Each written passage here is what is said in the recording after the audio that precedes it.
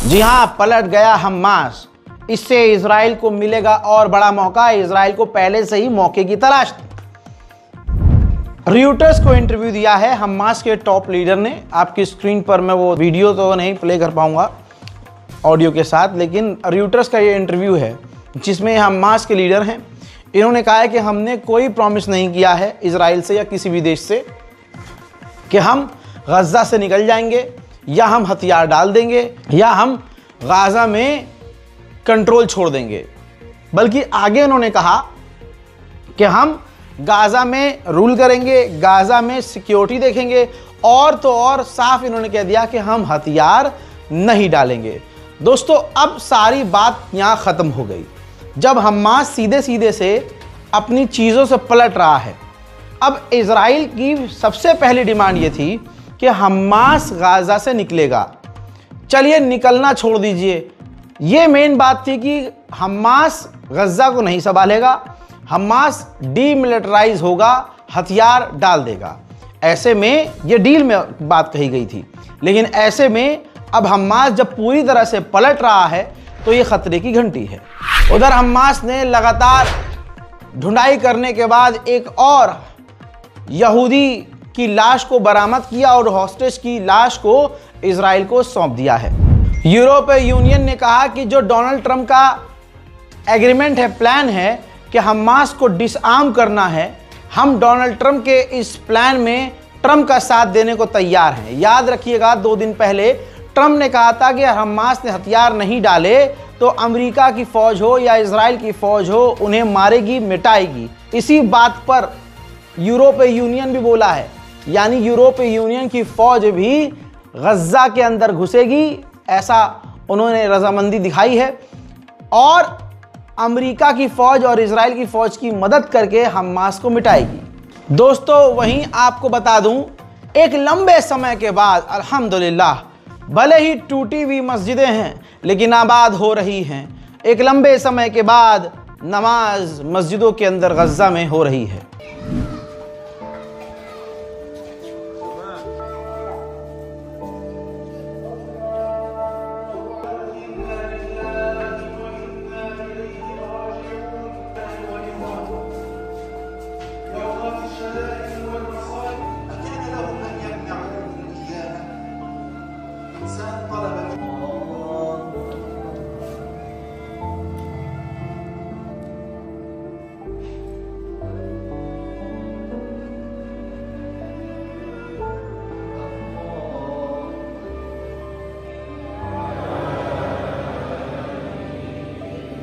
माशाअल्लाह।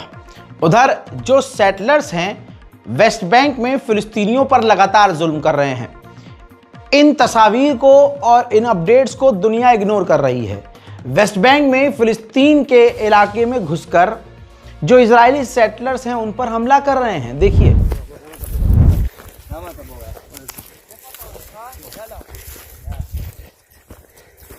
You go first.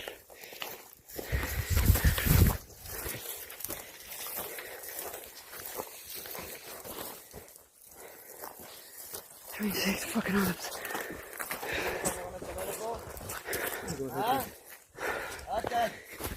Fucking.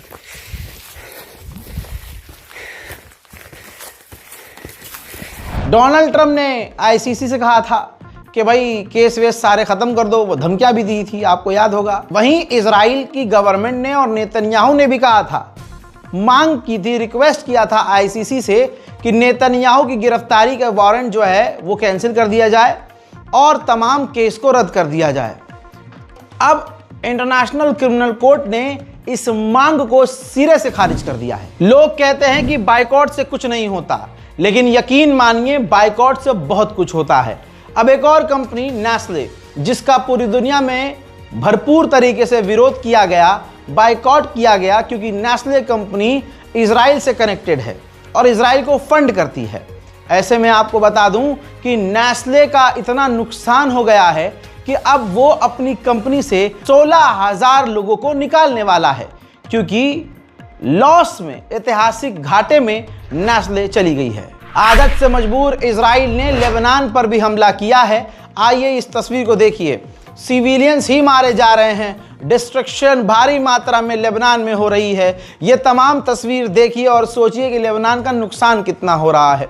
मोहतरम हजरात, एक सिविलियन मारा गया है, आतंकवाद और किसी ग्रुप से उसका संबंध नहीं था। इजराइल लगातार इसी तरह से हमले लेबनान पर करके लेबनान को पूरी तरह से नुकसान पहुंचा रहा है और दुनिया चुपचाप खामोश बैठी है। कमाल की बात यह है कि इन मंजर को देखने के बाद तमाम अरब खामोश बैठा है। आइए मैं चाहूंगा कि अब आप लेबनान की तबाही देखिए, बिल्कुल गाजा जैसा मंजर है। इजराइल ने हमला करके लेबनान का क्या नुकसान किया है देखिए।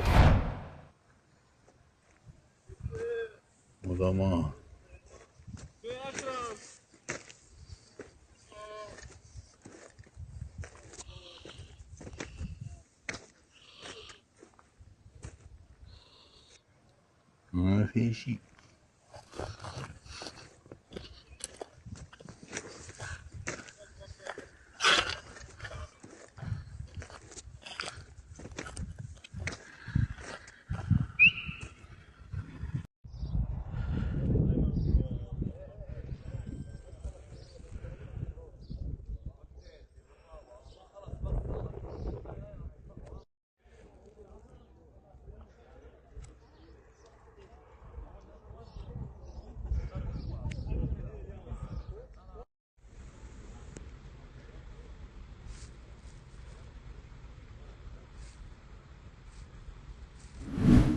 लेबनान में जो सरकार है वो अमेरिका की पसंदीदा सरकार है। अमेरिका ने ही चुना है वहां का राष्ट्रपति। तो ऐसे में कौन किस पर भरोसा करे? पपेट सरकार है। हिजबुल्लाह को अब जो वहां की सरकार है लेबनान की नुकसान पहुंचा रही है। अमेरिका के इशारे पर लेबनान की फौज ने एक साल के अंदर 10,000 हमास के rocket, 400 missile, 2,05,000 unexploded ordnance fragments वो जो एक साल में हैं वो जब्त किए और तबाह किए हैं। लेबनान के अंदर हिजबुल्लाह को नुकसान खुद लेबनान की सरकार पहुंचा रही है अमेरिका के इशारे पर। सीरिया के अंदर कुर्दिश जो लड़ाके हैं वो सीरिया पर भी हमला करते हैं, ईरान के बॉर्डर पर भी हमला करते हैं, खासकर तुर्की पर भी वो हमला करते हैं। ऐसे में अभी 2 दिन पहले तुर्की के राष्ट्रपति रजब तैयब एर्दोगान और सीरिया के राष्ट्रपति जोलानी ने जब मुलाकात की तो रिजल्ट एक दिन बाद ये सामने आया कि अब तुर्की सीरिया को उस कुर्दिश लड़ाकों के खिलाफ, उस ग्रुप के खिलाफ डिफेंस सिस्टम और ड्रोन देने की तैयारी में है। उधर जोलानी ने जो पुतिन से मांग की थी, जितनी भी मांग की थी उसमें मेन मांग ये थी कि जो पूर्व राष्ट्रपति बशर अल असद है उसको आप हमें सौंप दीजिए। अब मीडिया से बात करते हुए रूसी राजदूत ने कहा है कि बशर अल असद ने जो व्लादिमीर पुतिन से मांग की है वो हम पूरी नहीं करेंगे। غير قابل للتفاوض؟ طبعا بشار الأسد هو موجود في روسيا، عنده لجوء إنساني وحتى ليس لجوء سياسي، لجوء إنساني. هو عايش بموسكو وليس له حق لأي نشاط لا سياسي ولا إعلامي. طيب ما حقيقة تعرض للتسمم؟ الفرق بين لجوء سياسي ولجوء إنساني أنه مع لجوء سياسي يمكن تسليم. उधर यूएन ने जब पाबंदी लगा ही दी है तो धीरे धीरे तमाम देश ईरान पर पाबंदी लगा रहे हैं। अब न्यूजीलैंड ने भी उस यूएन के लॉ को फॉलो करते हुए ईरान पर पाबंदी लगा दी है। उधर सैटेलाइट इमेज से खुलासा हो रहा है कि ईरान अपने मिसाइल अंडरग्राउंड शहर और मिसाइल सिटी को, ये तस्वीर देखिए सैटेलाइट इमेज से है ईरान की, उनको अपग्रेड कर रहा है। जहां जहां ईरान का नुकसान कल तक नजर आ रहा था, ईरान उन जगहों को अब रिपेयर कर रहा है और तेजी से अपग्रेड कर रहा है। वहीं ईरान के अंदर अभी भी खतरे की घंटी है। ईरान का एक बड़ा शहर इस्फहान, जहां रात को अचानक से धमाकों की आवाज आई है। दोस्तों अभी तक ईरान इस पर कोई टिप्पणी नहीं कर पाया है। देखिए